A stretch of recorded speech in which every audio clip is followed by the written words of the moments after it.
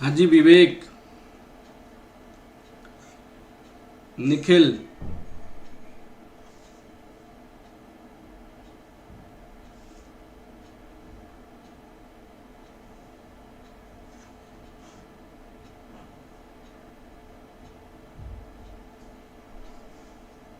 विवेक, निखिल, कैसे हैं आप?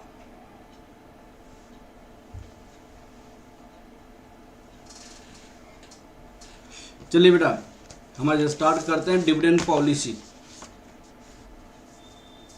मोस्ट इम्पोर्टेंट चैप्टर है और आप लोग का न्यू कंसेप्ट है। आज फर्स्ट क्लास है डिविडेंड पॉलिसी।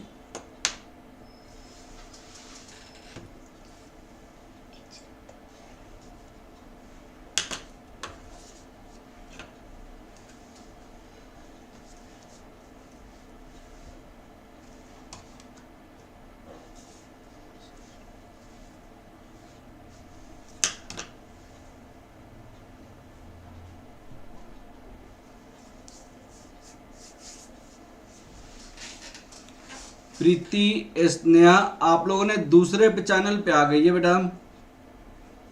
आप एच एल गुप्ता क्लासेस वाली चैनल पे आओ, प्रीति और स्नेहा।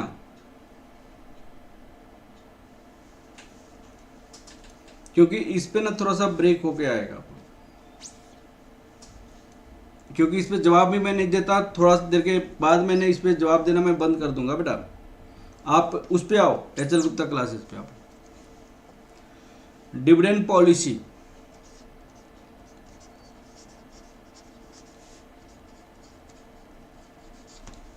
पॉलिसी मैंने ये कहा था,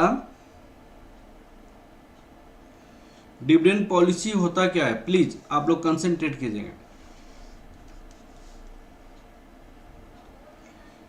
हाँ जी Nandini, good evening. Preeti, good evening. Dividend policy, suppose कीजिए कोई भी आपके पास कंपनी है, वो कंपनी फंड्स रेज करता है। तो कंपनी फंड्स कहाँ कहाँ से रेज करता है बेटा? कंपनी फंड्स रेज करता है। तो फंड्स रेज जब करता है तो हमारे पास इक्विटी से करता है, प्रेफरेंस से करता है और डेप्ट से करता है। प्रिया, गुड इवनिंग। यहां पे आप डेप्ट, प्रेफरेंस, इक्विटी। डेप्ट पे हमारी फिक्स इंटरेस्ट रेट है, फिक्स इंटरेस्ट रेट है। यहां पे फिक्स प्रेफरेंस डिविडेंड है, प्रेफरेंस डिविडेंड दिया जाता है। तो हमारी इसके लिए पॉलिसी नहीं बनाते, हम इसके लिए पॉलिसी नहीं बनाते हैं। क्यों नहीं पॉलिसी बनाते इनके लिए? क्योंकि इनकी जो रिटर्न है वो फिक्स है। इनकी जो रिटर्न है वो क्या है बेटा? फिक्स है। तो जब इनकी रिटर्न फिक्स है तो उनके लिए पॉलिसी नहीं बना जाती। अब पॉलिसी किसके लिए बनाई जाती है? इक्विटी के अर्निंग के लिए बनाई जाती है। इक्विटी की अर्निंग का, भाई इक्विटी की अर्निंग को डिस्ट्रीब्यूट किया जाए या इसको रिटेन किया जाए, ये डिस्ट्रीब्यूट या रिटेन करने की जो पॉलिसी होती है, उस पॉलिसी को हम डिविडेंड पॉलिसी कहा जाता है। डिविडेंड पॉलिसी कहते हैं। अब इसको थोड़ा सा और अच्छे से समझने की कोशिश कीजिएगा, यहां से और अच्छे से समझने की कोशिश करेंगे यहाँ पे। हाँ जी, प्लीज आप लोग समझिएगा। जैसे कोई प्रोडक्ट हमने क्या किया, सेल किया, और यहां पे सेल्स रेवेन्यू आ गया। सेल्स रेवेन्यू रुपीज 10 लाख आ गया, less variable cost rupees 4 lakh, fix cost rupees 2 lakh.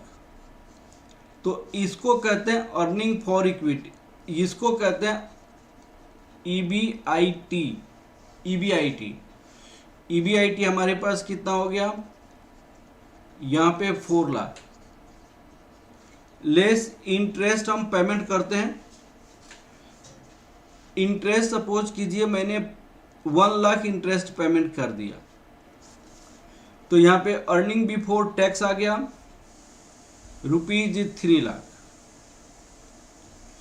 EBIT earning before interest and tax, interest payment किया 1 लाख, हमने क्या किया यहाँ पे लेस टैक्स किया 40%, तो 40% अगर टैक्स पेमेंट किया तो 1,20,000 यहाँ पे आ गया, तो ये आपके पास आ गया अर्निंग आफ्टर टैक्स ₹1,80,000।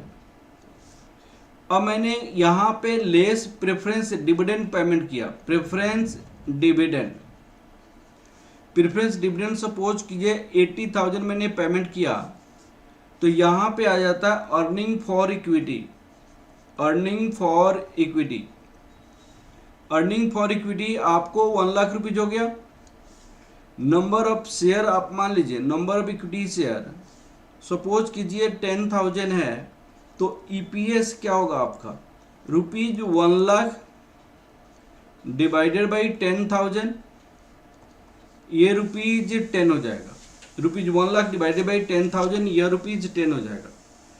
अब आप नीरज, आप ये समझो, विवेक, प्रीति, ओम, आप लोग समझो, इस ₹10 को क्या किया जाए, इस ₹10 को क्या किया जाए, यहाँ पे ₹10 है, इस ₹10 को क्या किया जाए, तो एक क्वेश्चन आता है कि इसको क्या करो, आप 100% इक्विटी शेयर को दे दो, 100% इक्विटी को दे दो। तो जब 100% इक्विटी को दे दोगे तो डिविडेंड पर शेयर आपका ₹10 हो जाएगा, डिविडेंड पर शेयर ₹10 हो जाएगा। यहाँ पे दूसरी बात, आप 50% डिविडेंड पेमेंट कर दो, तो 50% डिविडेंड पेमेंट करने का मतलब डिविडेंड पर शेयर ₹5 हो जाएगा। आप डिविडेंड दो ही मत दो, डिविडेंड मत दो, मीन्स डिविडेंड आपका 0% पेमेंट करो, डिविडेंड पर शेयर 0 करो। अब क्वेश्चन आता है कि भाई साहब क्यों 10, क्यों 50, क्यों 5 और क्यों 0, क्या लॉजिक है इसका?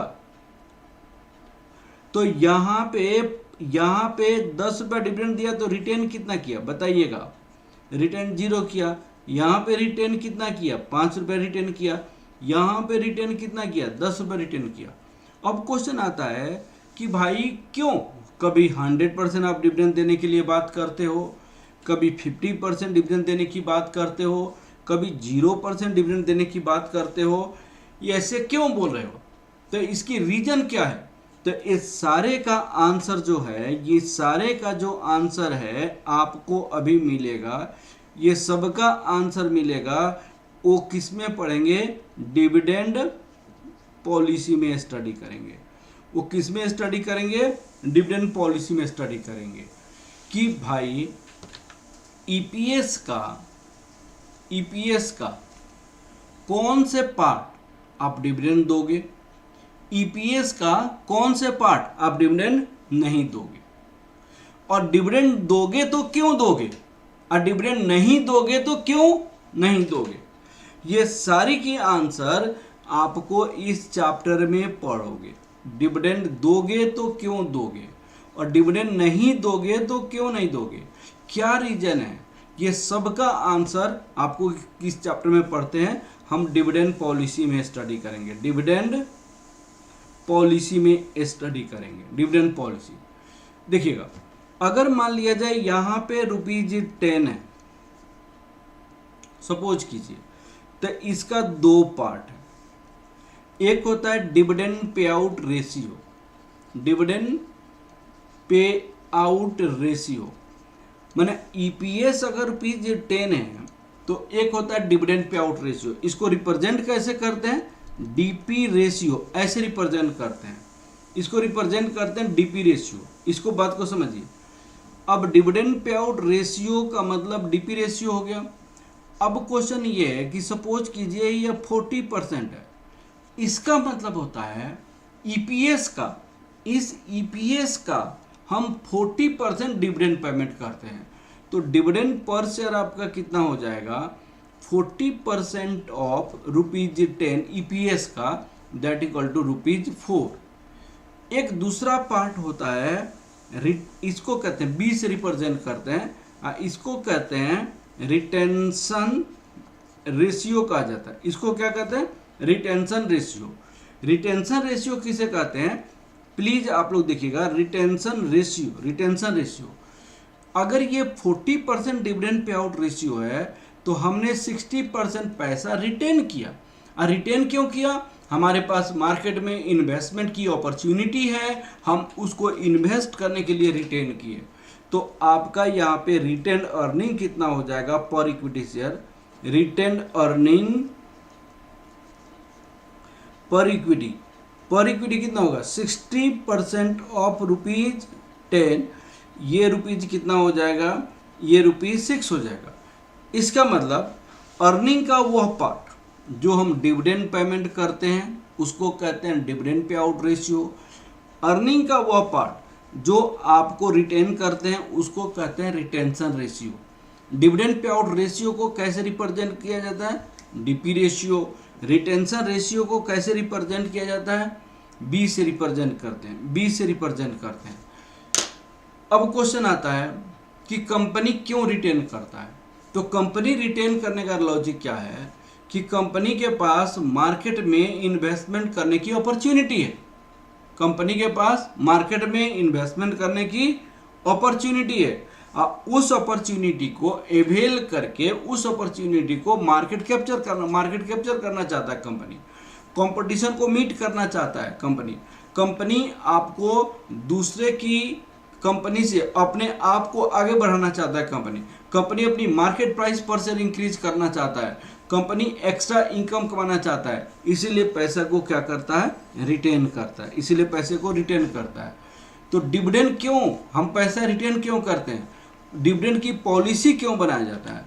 तो डिविडेंड की पॉलिसी बनाने का मेन रीजन क्या होता है? डिविडेंड की पॉलिसी बनाने का मेन रीजन क्या होता है? For maximising the wealth of the equity share holder. For maximising the wealth of the equity shareholder, wealth of the equity shareholder, for maximizing the wealth of the equity shareholder। इसका मतलब क्या हुआ? maximizing the wealth of the equity shareholder का मतलब क्या हुआ? इसको बहुत अच्छे से समझिएगा।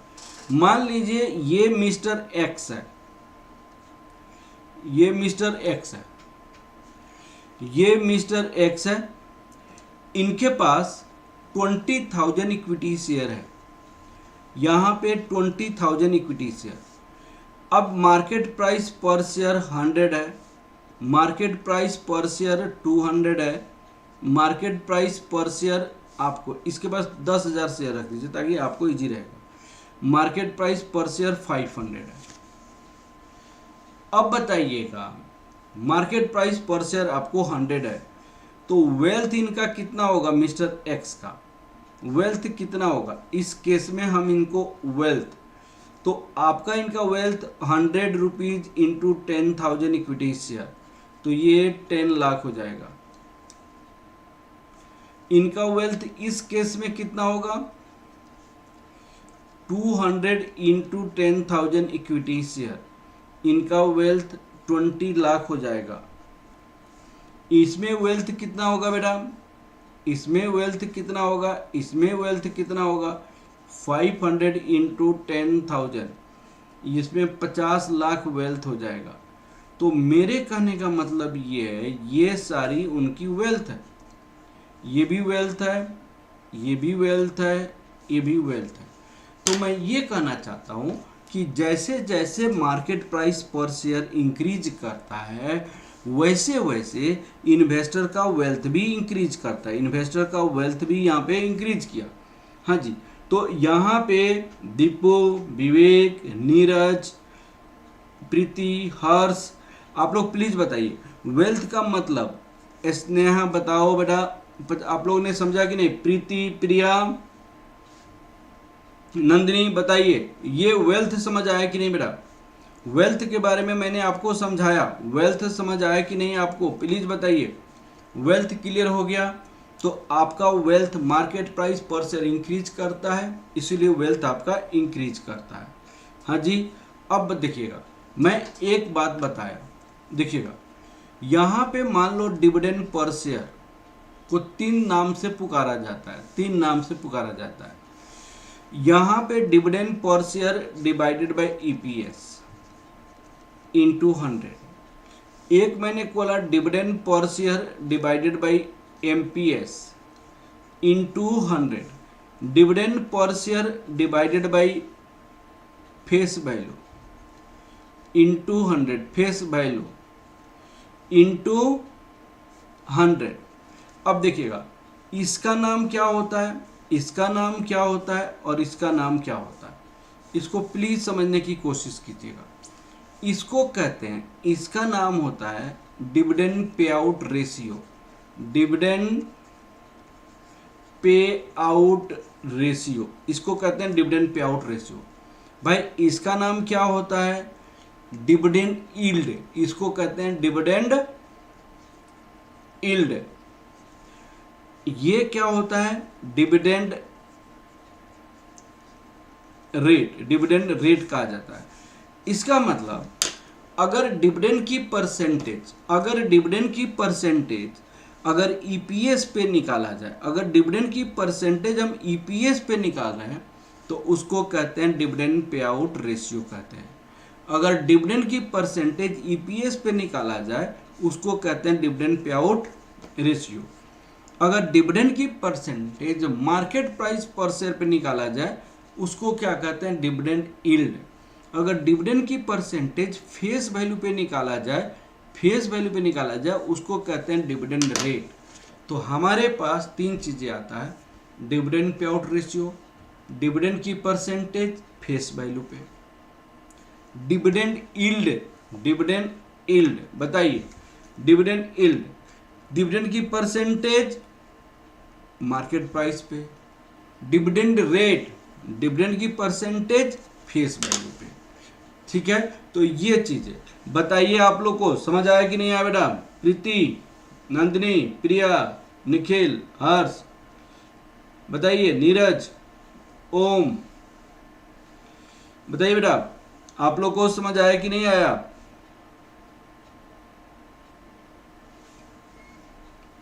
हाँ जी बताइए, निखिल समझ आ गया? ये डिविडेंड की परसेंटेज जब ईपीएस पे करेंगे dividend pay out ratio, dividend की परसेंटेज मार्केट प्राइस पे करेंगे तो डिविडेंड यील्ड, डिविडेंड की परसेंटेज फेस वैल्यू पे करेंगे तो डिविडेंड रेट हो जाएगा। हाँ जी क्लियर हो गया, आगे बढ़ा जाए। नीरज चलिए हम आगे की ओर बढ़ते हैं।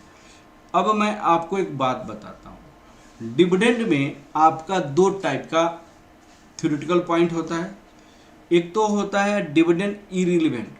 डिविडेंड इरिलीवेंट पॉलिसी का मतलब वैल्यूएशन ऑफ शेयर पे डिविडेंड का कोई इफेक्ट नहीं होता है, वो कहते हैं Miller Modigliani, Miller Modigliani, Modigliani Miller model कहता है।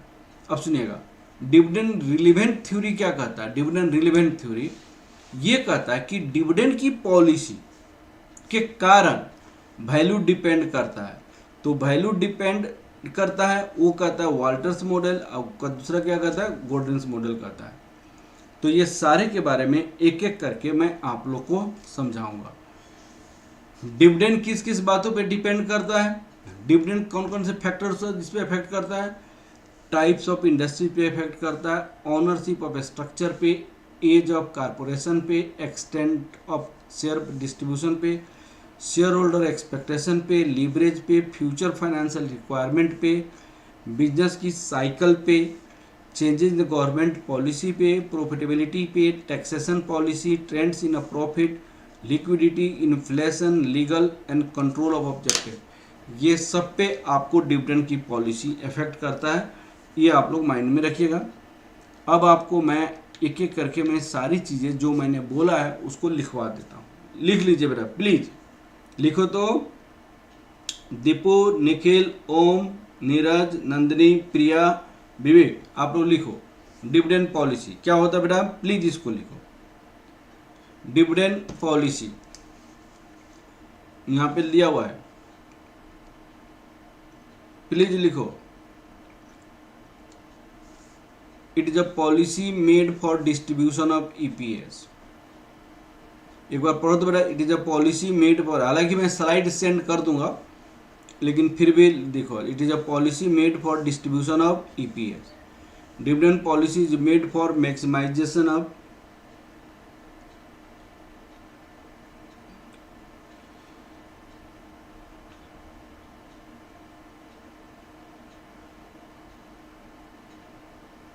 नोट से लिखोगे तो फिर भी पढ़ो, आप एक बार पढ़ो बेटा। ये क्या है विवेक, नोट से लिखोगे तो एक बार पढ़ो। It is a policy made for distribution of EPS. Dividend policy is made for maximisation of wealth of the equity share holder. The policy at which market price per share increases, that policy is said to be appropriate dividend policy। भाई appropriate dividend policy क्या होता है? जिस policy पे market price per share increase करता है, wealth increase करता है, उसको कहते हैं एप्रोप्रिएट डिविडेंड पॉलिसी होता है। फिर देखिए, आपको ये भी मैंने समझाया था, the part of EPS which is paid as a dividend is said to be dividend pay out ratio and it is represented by DP ratio। it is represented by DP ratio। Earning per share suppose कीजिए 10 है, dividend pay out ratio 40 है, इसका मतलब earning का 40% हम dividend payment करेंगे, तो dividend per share equal to 40% of this, that equal to 4। ये सारे आपको लिखना है। फिर देखिए क्या लिखा है, the part of the EPS which is paid retained for the further investment is said to be retention ratio and it is represented by B। what is the retention ratio? जो पैसा हम रिटेन कर लेते हैं further री investment के लिए, उसको कहते हैं B। Earning per share suppose कीजिए 10 है, रिटेंशन रेशियो 60 है, then retain earning per share कितना होगा, ₹6 होगा। इसको रिटेन करते हैं फर्दर री इन्वेस्टमेंट के लिए। अब सुनिएगा, धीरू भाई अंबानी का नाम आप लोगों ने सुना है कि नहीं? धीरू भाई अंबानी सुना है? अब सुनो, धीरू भाई अंबानी एक ऑयल फिलर थे, पेट्रोल पंप में तेल भरने का काम जो काम करता है वो, उनका एक फ्रेंड था। तो पेट्रोल पंप में कुछ टाइम लीजर मिलता था, वो लोग थोड़ा दूर जाके बीड़ी होता था, बीड़ी जैसे सिगरेट बीड़ी होता है ना, वो धीरू भाई अंबानी अपने फ्रेंड से मांग कर पी रहे थे। तो उसी बात के सिलसिला में उन्होंने कहा कि ये पेट्रोल पंप जैसा है ना, वैसे कितनी पेट्रोल पंप मेरे पास होगा बाद में। तो उनका फ्रेंड उनसे क्या कहा कि भाई साहब अभी तो आपको बीड़ी पीने के लिए पैसा नहीं है और बीड़ी आप खरीद के नहीं पी सकते हो, और बोल रहे हो कि पेट्रोल पंप मेरा होगा, ये कैसा पॉसिबल है? उन्होंने कहा ये पॉसिबल है, हो जाएगा। अब क्या है कि धीरू भाई अंबानी वहाँ से यमन से आ गए इंडिया, और इंडिया में आके उन्होंने पैसा का कुछ मैनेज किया, और आज बताइए धीरू भाई अंबानी का लड़के हैं मुकेश अंबानी, कितने बड़े अमीर आदमी, जियो के मालिक, पेट्रोकेमिकल का मालिक, बहुत सारा फाइनेंस कंपनी का मालिक है, उन्हें कौन सी ऐसी कंपनी नहीं है उसके पास। तो आज उन्होंने डिविडेंड क्या, उन्होंने जितना पैसा मार्केट से उठाया था सारे की सारी पैसा अगर डिविडेंड डिस्ट्रीब्यूट कर देता तो क्या इतना बड़ा एम्पायर खड़ा कर पाता? नहीं कर पाता। सारे का सारा पैसा अगर डिविडेंड डिस्ट्रीब्यूट करता तो इतना बड़ा एम्पायर खड़ा नहीं कर पाता। तो इसीलिए आप जो पैसा मार्केट से उठाते हैं इक्विटी से, तो जो कमाते हैं उसको री इन्वेस्ट करने की कोशिश करते हैं, मार्केट कैप्चर करने की कोशिश करते हैं, मार्केट में बेटर देन बेटर जहाँ वो पैसा उठाने की कोशिश करते हैं। ठीक है ना बेटा? तो ये आपका मैंने बताया आपको, जब भी आप इन्वेस्ट करेंगे तो रिटेंशन की बात करेंगे। ठीक है, अब देखिएगा, अगर dividend pay out ratio plus this 100% होता है, अगर मान लीजिए डिविडेंड पे आउट रेशियो 40% है तो 100% श्योर है कि ये 60% होगा। ये दोनों को अगर ऐड करेंगे तो डिविडेंड पर पे आउट रेशियो, रिटेंशन रेशियो 100%। 100% का मतलब 100/100, 100% दैट इज इक्वल टू 1। इसका मतलब क्या हुआ कि अगर मान लीजिए डिविडेंड पे आउट रेशियो 40 है तो ये 60% हो जाएगा, अगर ये 70 है तो ये 30% हो जाएगा, अगर ये 20 है तो ये 80% हो जाएगा। ये दोनों का सम हमेशा कितना होगा? 100% होगा। दोनों का सम हमेशा कितना होगा बेटा? 100% होगा। ये वाली पॉइंट आप लोग बताइए, बताइए समझ आया कि नहीं, बताइए बेटा, बताओ बेटा। अगर डिविडेंड पे आउट रेशियो 40 है तो रिटेंशन रेशियो कितना हो जाएगा?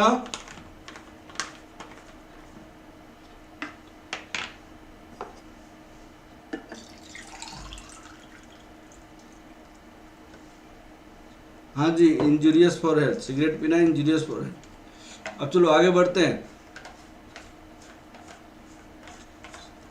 हाँ जी, समझ आया कि नहीं? अगर सपोज करो डिविडेंड पे आउट रेशियो 40% है तो retention ratio 60%, dividend pay out ratio 70% तो retention ratio 30%, dividend pay out ratio 20% है तो रिटेंशन रेशियो 80%। हाँ जी, क्लियर हो गया बेटा? स्नेहा क्लियर हो गया, दीपू क्लियर हो गया, ये क्लियर हो गया बेटा। चलिए हम आगे की ओर बढ़ते हैं। अब आपको यहाँ पे मैंने लिखाया, क्या लिखा है यहाँ पे? The percentage of dividend on face value is said to be dividend rate face value पे, ये मैंने बताया था आप लोगों को। फिर मैंने बताया कि अगर percentage of dividend per share market price per share is said to be dividend yield, अगर मार्केट प्राइस पर शेयर पे निकालेंगे उसको क्या कहेंगे? डिविडेंड यील्ड कहते हैं। अब dividend pay out ratio, please इसको देखो, the percentage of dividend per share on EPS, dividend per share on EPS is said to be dividend pay out ratio. ठीक है, ये चीजें आप लोगों को समझ आया कि नहीं तीनों?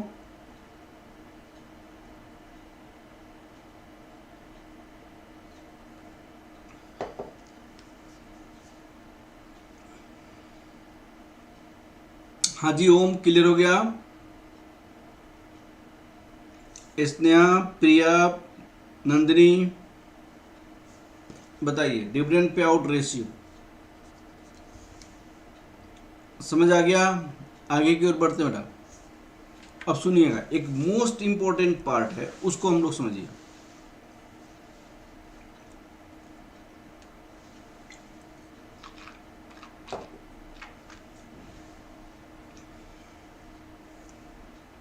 उसको समझिए। सपोज कीजिए मेरे पास अर्निंग है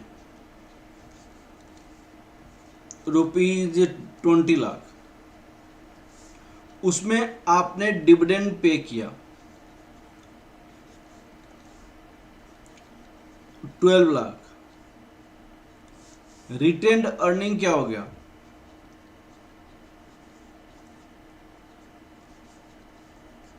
8 लाख।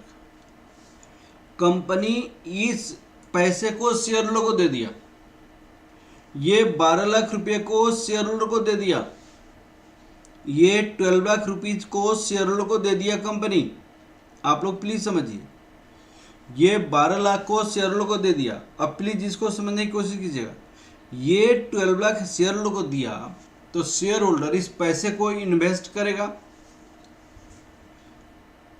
इस पैसे को इक्विटी शेयर होल्डर भी तो इन्वेस्ट करेगा।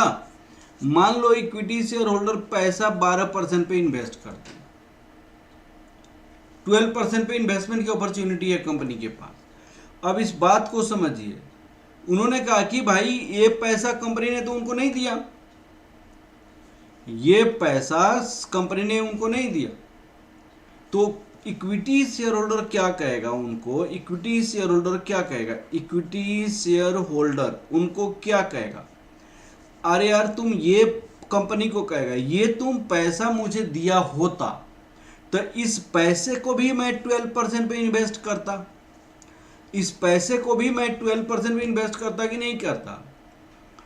इक्विटी शेयर होल्डर का अपॉर्चुनिटी कॉस्ट है, इक्विटी शेयर होल्डर का अपॉर्चुनिटी कॉस्ट कितनी हो गई? Opportunity cost, equity share holder का अपॉर्चुनिटी कॉस्ट आपका 12% इस 8 लाख पे। बताइए होगा कि नहीं होगा? होगा कि नहीं होगा? प्लीज बताओ। इक्विटी शेयर होल्डर को ओम, नीरज, स्नेहा, विवेक, दीपू, प्रिया, प्रीति, प्लीज बताओ आप लोग, अगर ये पैसा इक्विटी शेयर होल्डर को भी दिया होता तो इक्विटी शेयर होल्डर इस पैसे पे कितना कमाता? इस पैसे पे कितना कमाता? इक्विटी शेयर होल्डर 12% कमाता, इक्विटी शेयर होल्डर 12%, क्योंकि जो पैसा हमने इक्विटी शेयर होल्डर को जो डिविडेंड दिया उस पर वो तो 12% कमा रहा है। तो इस पैसा को अगर आपने रिटेन किया, कंपनी ने रिटेन किया, तो इस पैसे पे भी वो कितना एक्सपेक्ट करेगा कमाने का? 12%। तो इक्विटी शेयर होल्डर कंपनी से क्वेश्चन करेगा, इक्विटी शेयर होल्डर कंपनी से क्वेश्चन करेगा, यार तुम ये पैसा मुझे दिया होता तो ये पैसा भी हम इन्वेस्ट करते, और कितने रेट पे इन्वेस्ट करते? 12% में इन्वेस्ट करते। तो तुमने तो दिया नहीं। तो कंपनी क्या कहती है शेयर होल्डर से? कंपनी क्या कहती है शेयर होल्डर से? सर दुख करने की कोई बात नहीं है, ये पैसा मैंने अभी नहीं दिया तो कोई बात नहीं है, ये पैसा मैं आपको दूंगा, यह पैसा मैं आपकी जो 12% कमा रहे थे वो कंपनी शेयर होल्डर को इस पैसे पे जो रिटेन किए है उस पैसे पे 12% देगी। तो उसको कहते हैं cost of equity, that is said to be cost of equity. उसको क्या कहते हैं? Cost of equity. Cost of equity क्यों? क्योंकि इक्विटी शेयर होल्डर ऑलरेडी 12% जो डिस्ट्रीब्यूट किया गया उस पैसे पे कमा रहे थे। अब क्वेश्चन है कि कंपनी ये पैसा क्यों रिटेन की? कंपनी ने ये वाली पैसा रिटेन क्यों किया? कंपनी ने इसीलिए रिटेन किया कि उस पैसे को कंपनी कहीं ना कहीं इन्वेस्ट करेगी। कंपनी उस पैसे को रिटेन क्यों किया? क्योंकि कंपनी इस पैसे को इन्वेस्ट करेगी कहीं ना कहीं। तो इन्वेस्ट करेगी कंपनी इन्वेस्ट तो किसी ना किसी रेट से तो इन्वेस्ट करेगी। अगर 12% इक्विटी शेयर होल्डर को इस पैसे पे दे रहेगी तो 12% से ज्यादा पे इन्वेस्ट करेगी, तभी तो पैसा रिटेन किया है। अगर 12% इक्विटी शेयर होल्डर को दे रही है तो 12% से ज्यादा कमाएगी, तभी तो इक्विटी शेयर होल्डर को, तभी तो पैसा रिटेन किया है। तो मान लो कि ये 16% पे कंपनी ऑर्गेनाइज्ड फॉर्म में इन्वेस्ट करके कमा रही है 16%। मान लीजिए 12% इसको और 4% वेल्थ, तो इसको कहते हैं आर, इसको कहते हैं आर। तो व्हाट इज द आर? जिस रेट से कंपनी कमाती है फॉर इक्विटी, जिस रेट से कंपनी इक्विटी के लिए कमाती है उसको कहते हैं R, rate of return on investment. इसको क्या कहा जाता है? Rate of return on investment. इसको कहते हैं rate of return on investment. इसको क्या कहा जाता है? Cost of equity, cost of equity. आप एक बात समझिएगा भाई, जो भी अर्निंग है उसको दो पार्ट में कंपनी डिस्ट्रीब्यूट करती है, इस बात को समझिए। हर्ष समझ आया कि नहीं बेटा? आपको जो भी अर्निंग है उसको दो पार्ट में आप लोग ब्रेक कीजिएगा। यहां पे मान लो 20 लाख है तो एक पैसा डिविडेंड देगा, एक पैसा क्या करेगी कंपनी? रिटेन करेगी। डिविडेंड मान लो 12 लाख रुपया दे दिया, इसको equity dividend to equity share holder. तो ये पैसा तो कंपनी के पास चली गई, ये पैसा शेयर होल्डर के पास चला गया। तो शेयर होल्डर इस पैसे को किसी ना किसी रेट से इन्वेस्ट करेगा कि नहीं करेगा? तो जिस रेट से इन्वेस्ट करेगा, मान लो 12% इन्वेस्ट किया, तो ये कंपनी भी जो 8 लाख रुपया कंपनी ने रिटेन कर लिया, इक्विटी शेयर होल्डर एक्सपेक्ट करेगा, इक्विटी शेयर होल्डर एक्सपेक्ट करेगा कि इस पैसे पे भी मुझे रिटर्न आएगा। अब वो कितने परसेंट रिटर्न आएगा? 12% का रिटर्न आएगा। इस पैसे भी पे इक्विटी एक्सपेक्ट करेगा। तो कंपनी के लिए कॉस्ट ऑफ इक्विटी 12%। अब मान लीजिए कंपनी ने ये पैसा रिटेन किया, तो क्यों रिटेन किया बताइए आप? पैसा कंपनी के लिए क्यों रिटेन किया? फर्दर री इन्वेस्टमेंट के लिए रिटेन किया। तो री इन्वेस्टमेंट जब कंपनी करेगी, कंपनी वो किसी ना किसी रेट से तो करेगी। वो उसको मान लो 16% में री इन्वेस्ट कर रही है तो 16% हो गया। तो जिस रेट पे शेयर होल्डर इंडिविजुअल इन्वेस्ट करता है, जिस रेट पे शेयर होल्डर इंडिविजुअल इन्वेस्ट करता है उसको कंपनी के लिए कॉस्ट ऑफ इक्विटी हो गया। क्योंकि कंपनी इक्विटी को देगा तो इक्विटी के लिए रिटर्न, लेकिन शेयर होल्डर को मिलेगा, इक्विटी के लिए मिलेगा तो रिटर्न, लेकिन कंपनी देगा तो कंपनी के लिए कॉस्ट। क्या चीज का? इक्विटी का, पैसे का कॉस्ट। तो ये कॉस्ट ऑफ इक्विटी। और कंपनी जिस रेट से इन्वेस्ट करेगा उसको कहते हैं rate of return on investment. हाँ जी, क्लियर हुआ कि नहीं हुआ दोनों पॉइंट? नीरज री इन्वेस्टमेंट किया, के लिया। हाँ ठीक है, कॉस्ट ऑफ इक्विटी। हाँ जी क्लियर हुआ ना बेटा, बताइए। हर्ष, दीपू, विवेक, नीरज, प्रिया, स्नेहा, प्रीति, नंदिनी, बता बेटा ये पॉइंट दोनों क्लियर हुआ कि नहीं हुआ? हाँ जी ये वाली पॉइंट्स क्लियर हुआ कि नहीं हुआ बताइए। ये पॉइंट्स क्लियर हुए कि नहीं हुए प्लीज बताइए।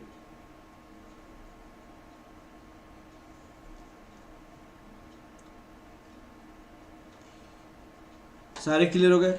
अब देखिए मैंने इसको बनाया हुआ है, what is the equity and what is this. सुनिएगा यहाँ, it is a opportunity cost, cost of equity किसका? इक्विटी शेयर होल्डर का।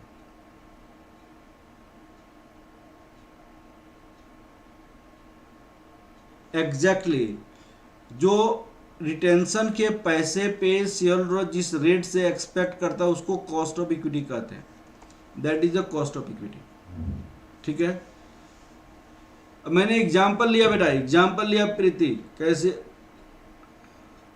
मैंने एग्जाम्पल लिया। अब सुनिए यहां पे पढ़िए, यहां पे देखिए cost of equity, it is opportunity cost of investment, it is expected return on investors which is not received due to not investment in the other opportunity। ये पैसा रिटर्न अर्निंग रख लिया कंपनी ने, नहीं दिया तो नहीं इन्वेस्ट किया इक्विटी शेयर होल्डर, उस पर जो एक्सपेक्ट करता है उसको कहते हैं cost of equity. It is a return expected by the company due to investment in the opportunity of the market. जिस रेट से कंपनी कमाती है उसको कहते हैं rate of return investment.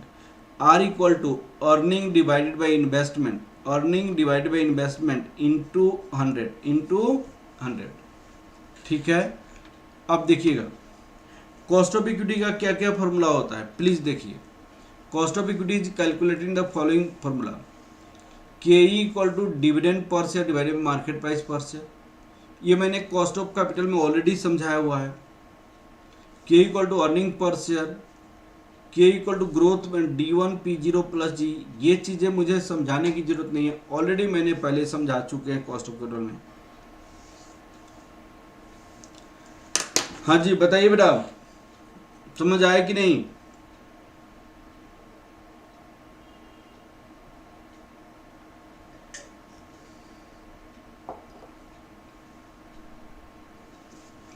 Suppose किया है 16%। चलिए आगे बढ़िए, बताइए के का फॉर्मूला लिख लीजिए आप, के का फॉर्मूला आप लोग प्लीज लिख लीजिए, please right the formula of के।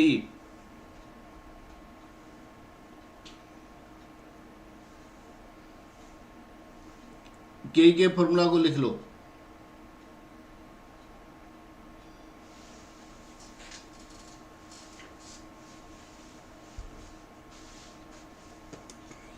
के फॉर्मूला को लिखो बेटा।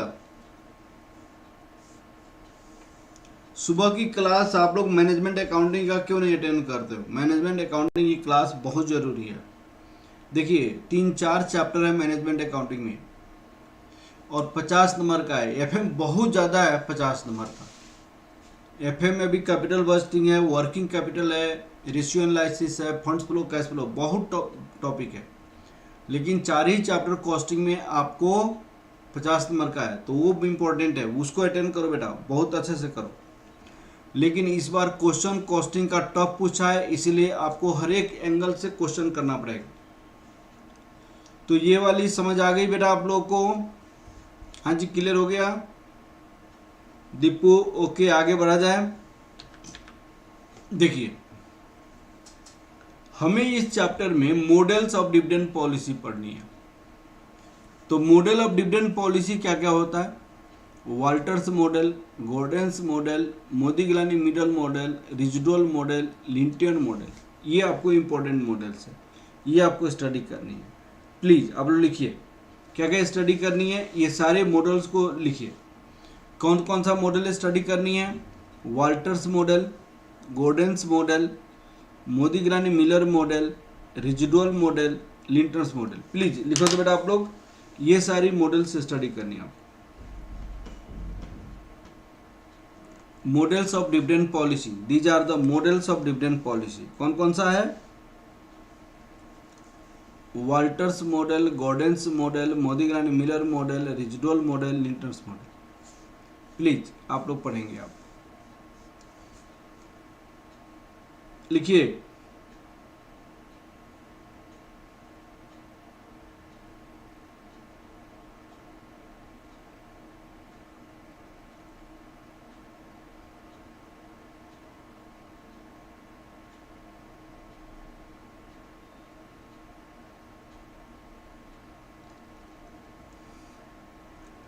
नींद आएगा तो प्रोफेशनल कोर्सेज कैसे करोगे बेटा? आपने अपनी नींद को भगाने के लिए तो प्रोफेशनल कोर्स चूज किया है आपने। Walter's model, Gordon's model, Modigliani Miller model, residual model, Lintner's model, ये सारी मॉडल से स्टडी करनी है। चलिए हम आगे बढ़ते हैं। अब हम देखते हैं वाल्टर्स मॉडल। सुनिएगा,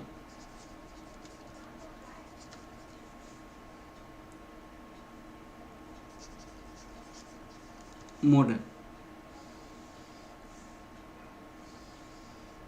इन्होंने 3 बातें बताई वाल्टर साहब ने। वाल्टर साहब ने कहा कि देखिए, रेट ऑफ रिटर्न इन्वेस्टमेंट 20% है। अगर कंपनी इन्वेस्ट कर सकती है 20% पे, अगर कंपनी इन्वेस्ट कर सकती है 20%, that is greater than cost of equity, आप सपोज कीजिए 15% है। दूसरी केस हो सकता है, अगर ये भी 15% है और ये भी आपकी 15% है। तीसरी केस है, अगर ये 10% है, ये आपको 15% है, तो क्या डिसीजन लेना चाहिए कंपनी? तो कंपनी ने ये आपको बताई गई कि डिसीजन ऐसे लो आप। ये तो कंपनी की इन्वेस्टमेंट की रेट है, कंपनी की इन्वेस्टमेंट का रेट है। ये इक्विटी की इन्वेस्टमेंट का रेट है, इक्विटी की इन्वेस्टमेंट का रेट है। कंपनी भी इन्वेस्ट करता है, किसके लिए इन्वेस्ट करता है? इक्विटी शेयर होल्डर के लिए इन्वेस्ट करता है। कंपनी भी इन्वेस्ट करता है, किसके लिए इन्वेस्ट करता है? इक्विटी शेयर होल्डर के लिए इन्वेस्ट करता है। तो इस केस में डिविडेंड पे आउट रेशियो 0 रखो, रिटेंशन रेशियो 100% रखो। उन्होंने कहा, क्यों ऐसे बोला? क्योंकि कंपनी भी तो इक्विटी के लिए इन्वेस्ट करता है, और कंपनी जब इक्विटी के लिए इन्वेस्ट करेगा तो 20% पे इन्वेस्ट करेगा, इक्विटी शेयर होल्डर उसी पैसे को इन्वेस्ट करेगा तो 15% पे। तो कौन सा बेटर होगा बेटा? उसको कंपनी को इन्वेस्ट करना चाहिए ना 20% पे।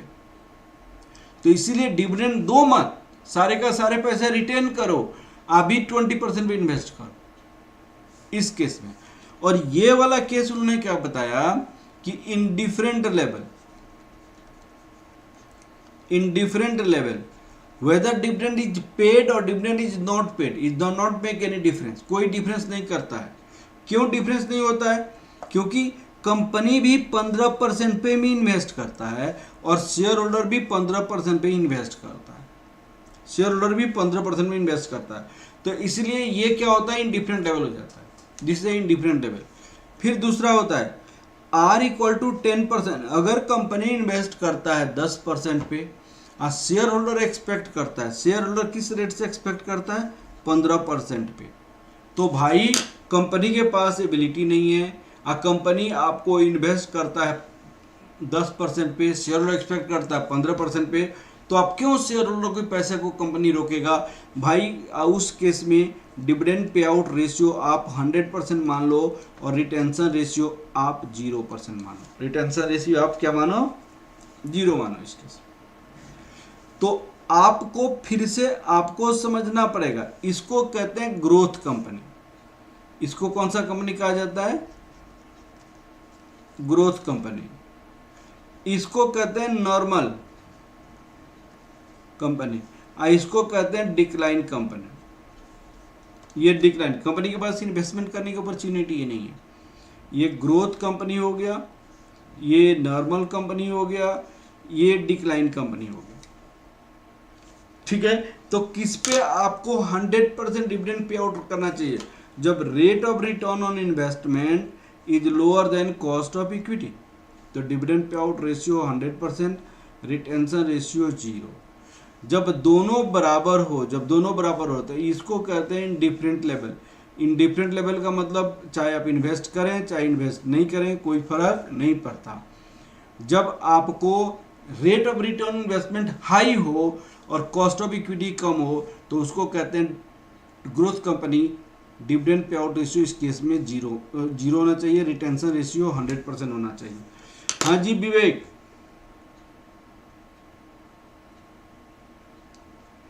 सेकंड केस में डिविडेंड इरिलेवेंट होगा, कोई फर्क नहीं पड़ेगा डिविडेंड का। हाँ जी स्नेहा बताओ, प्रीति, प्रिया, नंदिनी बताइए बेटा, समझ आया कि नहीं आया आप लोगों को?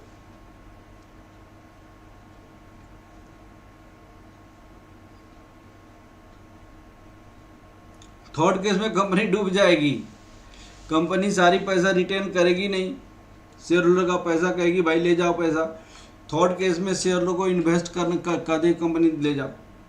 ठीक है, ये वाली पॉइंट समझ आया कि नहीं? ये वाल्टर साहब कहते हैं, वाल्टर साहब का पोस्टुलेट्स है। अब सुनिए, अब आपको उन्होंने एक और बात को बताई, इन्होंने एक बात को बताया।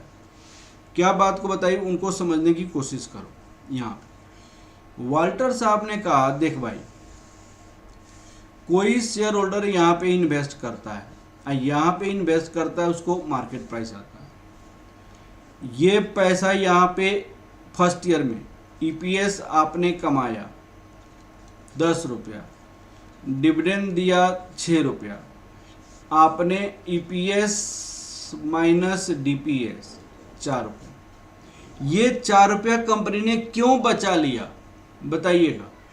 4 रुपया कंपनी ने दूसरे साल में इन्वेस्टमेंट करने के लिए बचा लिया। दूसरे साल में इन्वेस्ट किया ईपीएस माइनस डीपीएस, फिर यहाँ पे ईपीएस कॉन्स्टेंटली 10 रुपया कमाया और डीपीएस यहाँ पे 6 रुपया, फिर यहाँ पे ईपीएस माइनस डीपीएस ये 4 रुपया।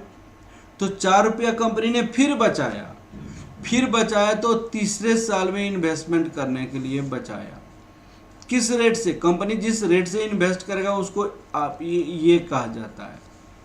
फिर इस साल भी उसने 10 रुपया कमाया, फिर डीपीएस दिया 6 रुपया, फिर बचाया ईपीएस माइनस डीपीएस ये 4 रुपया, ये कंपनी ने बचाया फिर चौथे साल में इन्वेस्ट करने के लिए आर ईपीएस माइनस डीपीएस। फिर ये यहाँ पे भी सेम पैसा कमाएगा 10, सेम पैसा डिविडेंड से देगा 4, तो यहाँ पे फिर पैसा इतना बचा लेगा, फिर इसको री इन्वेस्ट कर, ऐसे करते करते इन्फिनिटी पीरियड आएगा, इन्फिनिटी पीरियड तक चला जाएगा। अब बताइए, तो मार्केट प्राइस पर शेयर इस केस में क्या होगा? मार्केट प्राइस पर शेयर, तो मार्केट प्राइस पर शेयर क्या होगा? वो सोचता है कंपनी कि क्या मार्केट प्राइस पर शेयर होना चाहिए, तो इसके लिए वो आपको क्या कहता है, market price per share, dividend per share,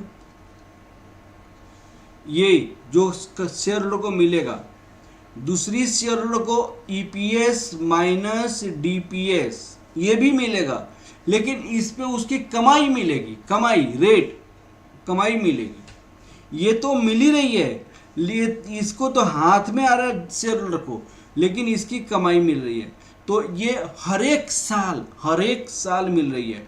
तो यहाँ पे भी कमाई मिलेगी, यहाँ पे भी कमाई मिलेगी, यहाँ पे, अब यहाँ पे तो 2 कमाई मिलेगी, इस पैसे का भी तो कमाई मिलेगा यहाँ पे, फिर यहाँ पे 3 कमाई मिलेगा, तो ये कंटिन्यूअसली बढ़ते जाएगा। इसको कहते हैं कि ई से एक बार डिवाइड कर दो, whole divided by cost of equity, इसको कहते हैं Walters model. As per Walters model के बेसिस पे मार्केट प्राइस कैसे निकाला जाएगा वह फॉर्मूला बताता है। This is the Walters model as per model dividend policy. Dividend policy किसके बेसिस पे? वाल्टर्स मॉडल के बेसिस पे। This is the way of calculating market price of the share, market price of the share as per Walters model. हाँ जी, बताइए समझ आया कि नहीं आया? इसकी प्रूफ है, लेकिन प्रूफ जानना जरूरी नहीं है। This is the way of calculating. आप माइंड में रखने, याद करने का तरीका, शेयर होल्डर को तो ये तो मिलेगा ही, और उसको आर मिलेगा, ईपीएस जितना पैसा बचाएगा उस पर रिटर्न मिलेगा, लेकिन ये कंटिन्यूअसली मिलेगा, इसलिए डिवाइड किया गया। सबका प्रेजेंट वैल्यू निकालने के लिए कॉस्ट ऑफ इक्विटी दो पूरे का कर देंगे। हाँ जी, समझ आया कि नहीं? ईपीएस माइनस डीपीएस का मतलब रिटेन अर्निंग होता है। ये ईपीएस माइनस डीपीएस का मतलब रिटेन अर्निंग, ये रिटेन अर्निंग। रिटेन अर्निंग पे कंपनी शेयर लोगों को क्या देता है? कमाई। रिटेन अर्निंग पे कंपनी शेयर लोगों को क्या देता है? कमाई होती है, कंपनी की कमाई होती है। हाँ जी, क्लियर हो गया बेटा ये? हाँ जी, एकदम अच्छे से क्लियर हो गया बेटा। आप बताइए डिविडेंड पॉलिसी का वाल्टर्स मॉडल। हाँ जी, समझ आया कि नहीं आया बताइए हर्ष?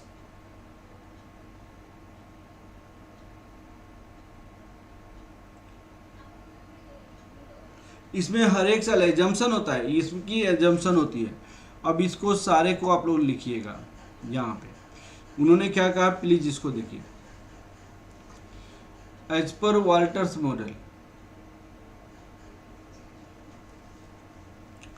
As per Walters model,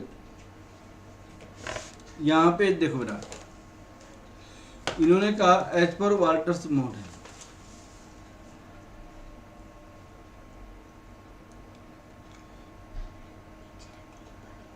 As per Walters model, there is a relationship between dividend policy and value of the share. एक रिलेशनशिप है dividend policy and value of the share पे। Market price is the sum of the present value of dividend receive. Present इसको कहते हैं, देखो बेटा, इसको कहते हैं present value of dividend receive कहा जाता है, plus sum of the present value of dividend receive plus present value of return on retain earning. Present value of return on retain earning, इसको क्या कहते हैं? Present value of return on retain earning, retained earning. उन्होंने कहा इसका और इसका दोनों का प्रेजेंट वैल्यू, दोनों का प्रेजेंट वैल्यू डिविडेंड में मिलेगा, और दोनों की प्रेजेंट वैल्यू को ऐड करेंगे तो मार्केट प्राइस होगा। उन्होंने इनकी, जब आपको इस दोनों के एलसीएम लोगे तो के ही आ जाएगा, तो यहाँ पे dividend per share are divided by K, EPS minus DPS हो जाएगा। तो दिस एंड दिस, ठीक है बेटा, this is your present value. तो इसको आप ऐसे करेंगे तो इतना आ जाएगा, market price per share, dividend per share, rate of return investment, earning per share, equity. हाँ जी, प्लीज एक बार पढ़ना बेटा, आप लोग पढ़ो तो इसको। हाँ जी, नीरज, विवेक, ओम, दीपू, हर्ष, प्रिया, प्रीति, प्लीज पढ़ो बेटा। यहाँ पे प्लीज पढ़िए वाल्टर्स मॉडल के बेसिस पे, वाल्टर्स मॉडल और ये सारे प्लीज पढ़ो तो बेटा। Market price per share, dividend per share, this. हाँ जी, प्लीज पढ़ो तो बेटा, कितना होगा? मार्केट प्राइस पर शेयर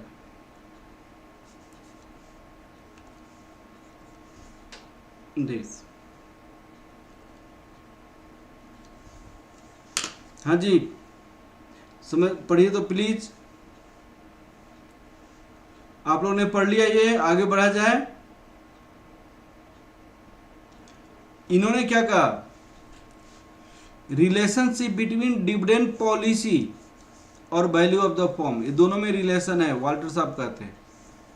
उन्होंने कहा कि मार्केट प्राइस पर शेयर दो बातों पे डिपेंड करता है, एक तो डिविडेंड की प्रेजेंट वैल्यू पे, और जो कमाई हुई पैसा बचाई उस पे डिपेंड करता है। और दोनों का प्रेजेंट वैल्यू होता है। तो ये प्लीज ये फॉर्मूला बन जाएगा जो पहले मैं समझा चुका हूँ। Dividend per share are divided by K EPS minus DPS, market price per share, dividend per share, rate of return investment, earning per share, cost of equity, ये हो जाएगा। अब आपको यहाँ पे इनकी एजम्पशन क्या होता है प्लीज देखिए। The firm is an all equity, 100% equity capital है, 100% equity. The firm will use only retain earning for finance, सिर्फ रिटर्न अर्निंग इन्वेस्टमेंट के लिए रखता है। Rate of return investment is a constant, R constant होता है, cost of equity भी constant होता है। All earning and either distributed return earning, earning per share या तो 100% डिस्ट्रीब्यूट करेंगे या रिटेन करेंगे। The firm has infinity life, project के पास इन्फिनिटी लाइफ है। Earning and dividend does not change, EPS और डीपीएस ये हमेशा सेम होता है। अगर 10 रुपये कमाएगा तो इन्फिनिटी पीरियड तक 10 रुपया, अगर डिविडेंड अगर 6 रुपये देगा तो इन्फिनिटी पीरियड तक 6 रुपया, और दोनों की जो बचत होगी ईपीएस माइनस डीपीएस ये 4 रुपया होगा तो इन्फिनिटी पीरियड तक 4 रुपीज होगा। इन्होंने ये बातें बोली, ये एजम्पशन हो गई। अब सुनिएगा, ये सजेशन है जो कि मैं पहले भी समझा चुका हूं, प्लीज पढ़ना बेटा। सजेशन क्या है? Suggestion of dividend as per Walters model. Walter's model के बेसिस पे सजेशन क्या दिया model 1, R greater than K E, dividend pay out ratio 0 रखो, retention ratio 100%। R equal to K E 10%, ये 10%। In different level, no difference in whether dividend is paid और dividend is not paid. R less than K E 10%, 15%, ये हो जाएगा। हाँ जी, clear हो गया बेटा? ये बताइए, इज इट क्लियर?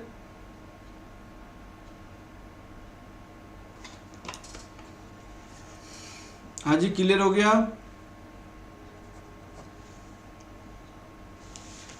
बताओ बेटा, क्लियर हुआ कि नहीं? विवेक, ओम, अब सुनिए, मैं इसको एक एग्जाम्पल देकर मैं बनाना चाहता हूं, प्लीज आप लोग देखिएगा। एक एग्जाम्पल है जो आप लोग बनाएंगे मार्केट प्राइस पर शेयर। उन्होंने कहा कि इस एग्जाम्पल को बेसिस पे आप प्रूव करिए। आप लोग बनाइएगा, यहां पे ईपीएस आपको 10 रुपया है, केई आपको 10% है, आर 15%, तो 3 केसेज है बेटा, यहां पे 3 केसेज है।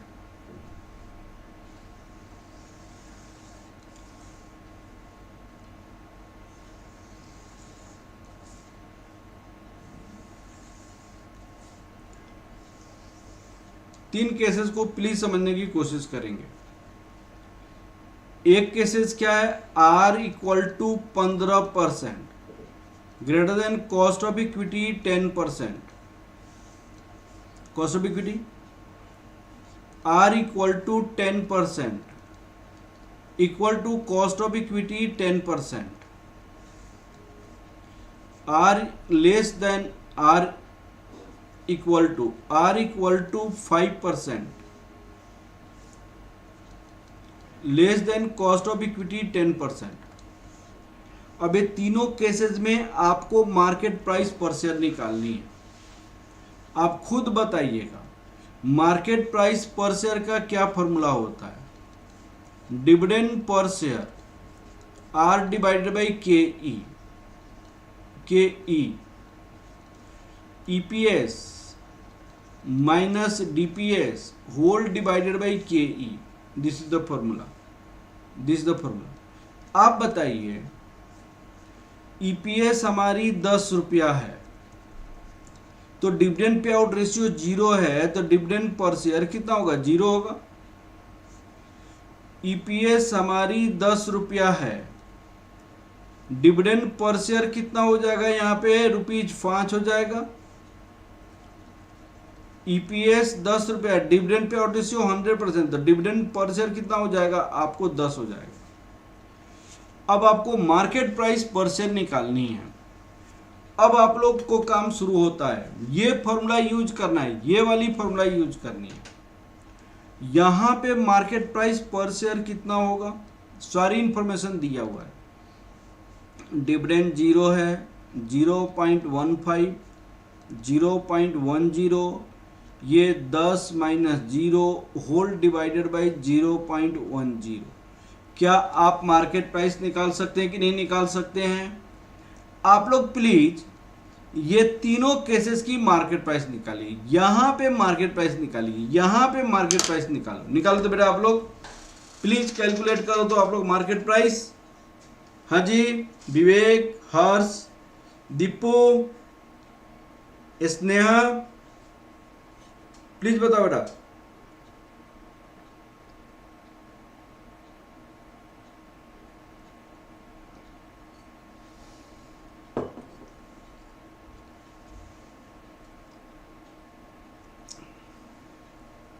प्लीज बताइए क्या मार्केट प्राइस आएगा।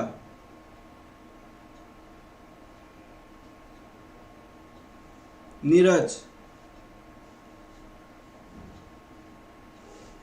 ने निकाल दिया, यहाँ पे 150 रुपया आएगा। सेकेंड केस में कितना होगा, यहां पे भी मार्केट प्राइस निकालिए, ये फॉर्मूला यूज करके। यहां पे भी मार्केट प्राइस निकालिए, ये फॉर्मूला यूज करके। यहां पे भी मार्केट प्राइस निकालिए, मार्केट प्राइस निकालिए, मार्केट प्राइस निकालिए, मार्केट प्राइस निकालिए, मार्केट प्राइस निकालिए, मार्केट प्राइस निकालिए। हर एक केस में मार्केट प्राइस निकालिए please.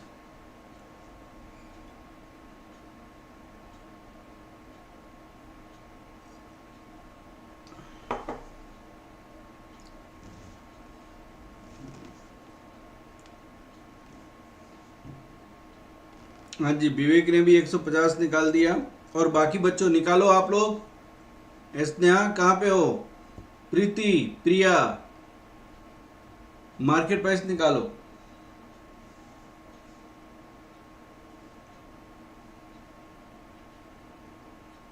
Market price per share निकालिए प्लीज।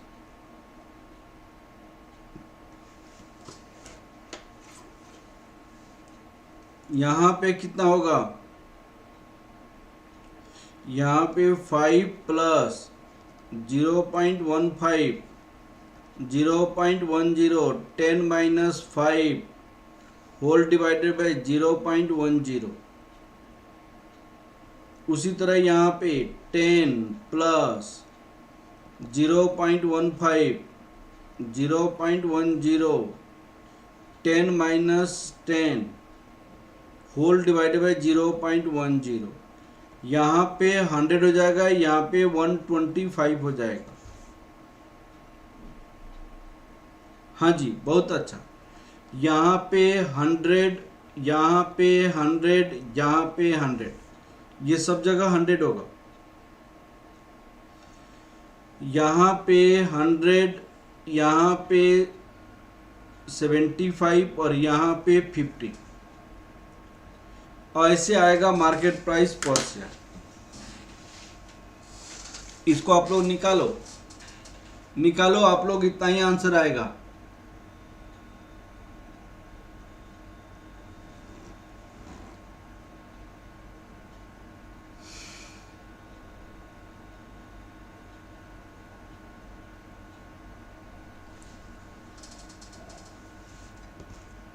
ये आपका आ गया,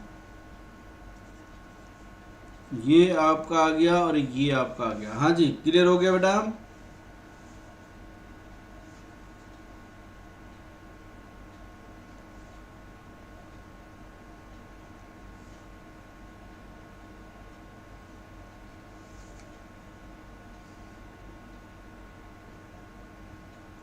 हाँ जी, निकाल लिया आप लोगों ने। सब में 100 100 100। विवेक निकालो, नीरज, निखिल। सुनिए, अब प्लीज आप लोग समझिए, मैंने आप लोग को बताया था, इस पॉइंट को आप लोग प्लीज समझिएगा। वाल्टर साहब ने क्या समझाया था, प्लीज इस पॉइंट को समझिएगा बहुत अच्छे से, इस पॉइंट को समझिएगा। वाल्टर साहब ने कहा था जब R ग्रेटर देन KE हो, इस केस में उन्होंने क्या सजेस्ट किया था, इस केस में सजेस्ट किया कि डिविडेंड पे आउट रेशियो 0 होना चाहिए, रिटेंशन रेशियो 100% होना चाहिए, ऐसे सजेस्ट किया था इस केस में। अब प्लीज लिखना बंद करो, प्लीज आप लोग समझो। जब आपने डिविडेंड पे आउट रेशियो 0 रखा, इसका मतलब रिटेंशन 100%, तो मार्केट प्राइस 150 आया जो सबसे ज्यादा है, मार्केट प्राइस 150 आया जो सबसे ज्यादा है। और जैसे जैसे आपने डिविडेंड देना शुरू किया वैसे वैसे मार्केट प्राइस डिक्रीज हुआ, 150 से 125 हो गया, और 125 से आपको 100% पे 100 हो गया। Is it clear? तो market price is going to decrease due to paying dividend. After paying dividend, after paying dividend market price is going to decrease, market price is decrease. Here in this case, what is the happening?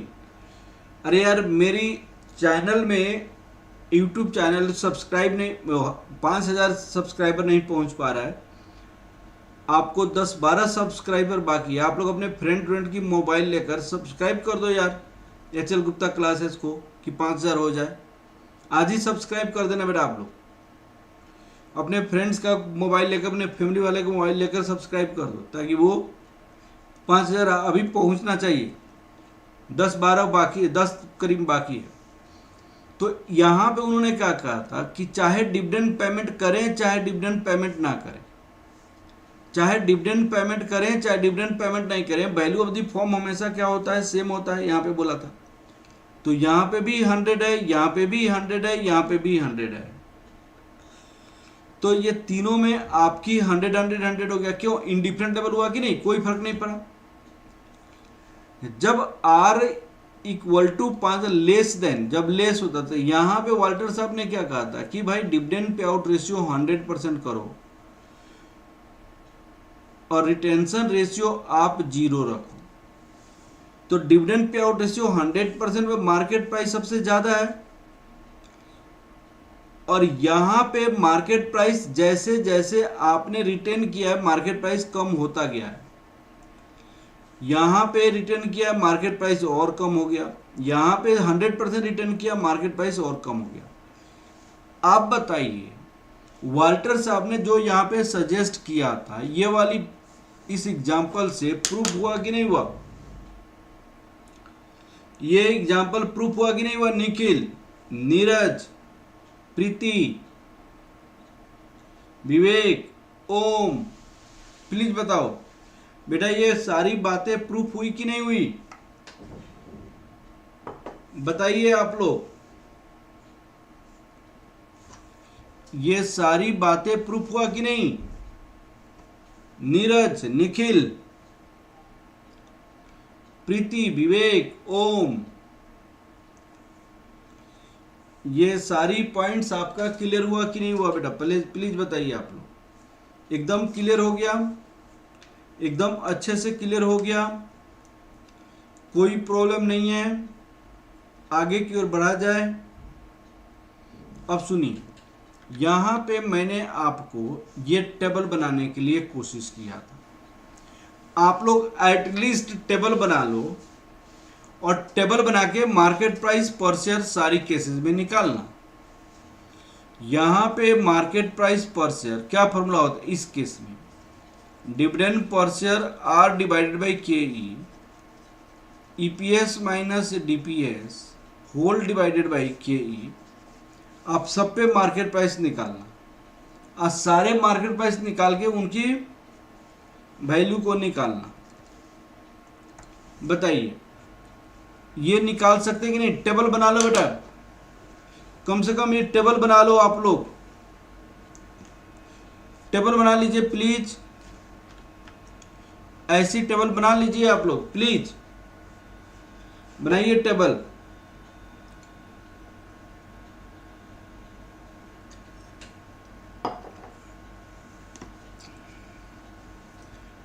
आप लोगों ने बोला था cost of capital का, last class का मैंने slide नहीं भेजा है, मैं आज भेज दूंगा अभी तुरंत। इसकी तो स्लाइड भेजने की जरूरत नहीं है, नेक्स्ट क्लास में भेजूंगा, एफएमए क्लास और पढ़ा लूंगा तो आपको डिविडेंड की स्लाइड भेजूंगा। हाँ जी, कॉपी करो। ये जो कहा वाल्टर साहब ने, वो प्रूफ हुआ कि नहीं हुआ बेटा, बताइए आप लोग। जो वाल्टर साहब ने कहा उसकी प्रूफ हुई कि नहीं? Market price per share equal to this. हाँ जी, प्रूफ हो गया। देखिए यहाँ पे प्रूफ मैंने बनाया है, तो यहाँ पे प्रूफ देखिए। उन्होंने आपको क्या कहा था वाल्टर साहब ने? वाल्टर साहब ने कहा कि भाई जब R ग्रेटर देन KE हो तो फर्स्ट केस में डिविडेंड पे आउट रेशियो 0 होनी चाहिए, रिटेंशन रेशियो 100% होनी चाहिए। ये उन्होंने पहले समझाया था। तो यही तो बातें ये बोल रही है ना। तो डिविडेंड पे आउट रेशियो 0 पे dividend pay out ratio, market price 150 है जो कि सबसे ज्यादा है। यहां पे जैसे जैसे डिविडेंड पेमेंट किया है वैसे वैसे मार्केट प्राइस डिक्रीज होते गया। तो एप्रोप्रिएट डिविडेंड की पॉलिसी क्या है वाल्टर साहब के बेसिस पे? वाल्टर साहब के बेसिस पे appropriate, this is your appropriate dividend policy, this is your appropriate dividend policy. ये हमारी एप्रोप्रिएट डिविडेंड की पॉलिसी है 150। हाँ जी, क्लियर हो गया? क्लियर हो गया। सेकेंड केस में क्या बोला है उन्होंने कि R इक्वल टू KE हो। तो इस केस में उन्होंने कहा कि इंडिफरेंट लेवल। इंडिफरेंट लेवल का मतलब क्या होता है? चाहे डिविडेंड पेमेंट करे चाहे डिविडेंड पेमेंट ना करें, चाहे डिविडेंड पेमेंट करें चाहे डिविडेंड पेमेंट ना करें, वैल्यू ऑफ द फर्म हमेशा क्या होता है बेटा? सेम होता है। चाहे डिविडेंड पेमेंट करें डिविडेंड पेमेंट ना करें, वैल्यू ऑफ द फर्म हमेशा सेम होता है। तो यहां पे भी वैल्यू 100 है, यहां पे भी वैल्यू 100 है, यहां पे वैल्यू 100 है, दोनों सेम है R और KE। यहां पे ये भी 10% है, ये भी 10% है। यहां पे डिविडेंड नहीं पे किया गया फिर भी मार्केट प्राइस 100। यहां पे 50% डिविडेंड पेमेंट किया गया फिर भी मार्केट प्राइस 100। यहां पे 100% डिविडेंड पेमेंट किया गया फिर भी मार्केट प्राइस 100। ये क्लियर है ना? तो चाहे डिविडेंड पेमेंट करें चाहे ना करें, उससे कोई फर्क नहीं पड़ता। किस केस में? R इक्वल टू KE होता, R equal to KE। Walter साहब ने थर्ड केस क्या बताया, बताइएगा? Third case R less than KE, ये अगर 5% है और ये आपको 10% है तो डिविडेंड पे आउट रेशियो आपकी 100% होनी चाहिए, रिटेंशन रेशियो 0। तो इस केस में आपको यहां पे देखिएगा डिविडेंड पे आउट रेशियो, सुनिएगा, डिविडेंड पे आउट रेशियो इसमें 100% और रिटेंशन रेशियो 0। अब सुनिए, इस केस को लेकर आगे बढ़िए। यहां पे इस केस में आपको डिविडेंड पे आउट रेशियो 100%। जब आपने 100% डिविडेंड पेमेंट किया है तो मार्केट प्राइस 100 है, और जैसे आपने कम डिविडेंड पेमेंट किया है मार्केट प्राइस डिक्रीज हुआ है, जैसे और कम डिविडेंड पेमेंट किया है मार्केट प्राइस और डिक्रीज किया है। तो इस केस में ये वाली एप्रोप्रिएट डिविडेंड पॉलिसी है, इस केस में ये वाली एप्रोप्रिएट डिविडेंड पॉलिसी है। हाँ जी बताइए निखिल, ओम, दीपू, नीरज, विवेक, प्रीति, प्रिया, स्नेहा, आप लोग को समझ आया कि नहीं आया? प्लीज बताओ बेटा। हाँ जी, क्लियर हुआ कि नहीं? अमरचंद तो आज आया नहीं, पता नहीं क्यों नहीं आया। हाँ जी बताओ बेटा, अमरचंद नहीं आया आज?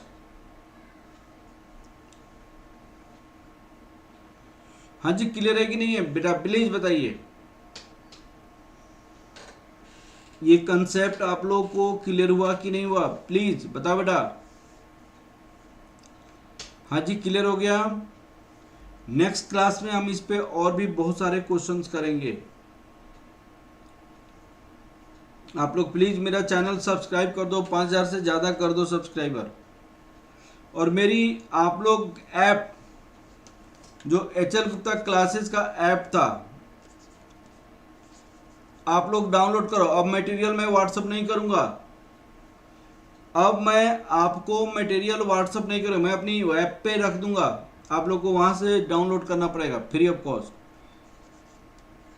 HL गुप्ता क्लासेस का, उस पे आपको ब्लैक आपको बैकग्राउंड होगा, HL गुप्ता नाम लिखा होगा गोल्ड में, क्लासेस। देख लेना बेटा, डाउनलोड कर लेना है आप लोग। चलो प्रीति, थैंक यू वेरी मच। 5000 से ज्यादा कर देना बेटा आप लोग। कोई डाउट है आप लोग का आज की क्लास से? कोई डाउट?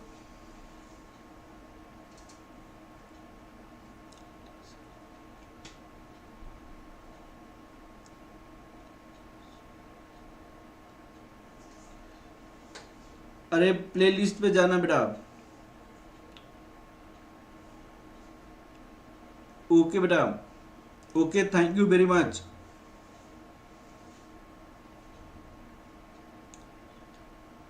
कोई डाउट नहीं है, आज की क्लास ठीक है, पहली क्लास है। Okay, thank you very much. Next class में फिर मिलते हैं, नीरज, आप मैनेजमेंट अकाउंटिंग कर रहे हैं कि नहीं कर रहे हैं?